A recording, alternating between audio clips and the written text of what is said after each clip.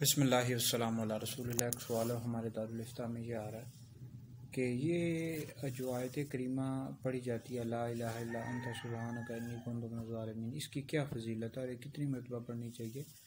تو روح المعانی میں ایک روایت موجود ہے، حضرت سیدنا سعد بن ابی وقاص رضی اللہ تعالیٰ سے روایت ہے کہ نبی کریم علیہ السلام نے ارشاد فرمایا جو کسی حاجت میں یعنی کوئی کسی بھی مصیبت میں پریشانی میں اللہ رب العزت سے اس آیت کے ذریعے دعا کرتا ہے تو اللہ رب العزت اس کی دعا قبول فرماتا ہے، لا الہ الا انت سبحانک انی کنت من الظالمین۔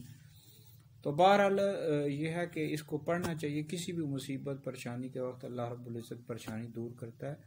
تو بعض بزرگوں نے اپنے تجربات سے پھر لکھا ہے کہ 111 مرتبہ پڑھنی چاہیے، بعض نے لکھا ہے 313 مرتبہ پڑھنی چاہیے۔ تو بہرحال جتنی دفعہ بھی ہو آپ پڑھ سکتے ہیں، اور کوئی مصیبت پریشانی آئے تو یہ پڑھیں تو اللہ رب العزت آپ کی پریشانی مصیبت کو دور فرمائے گا۔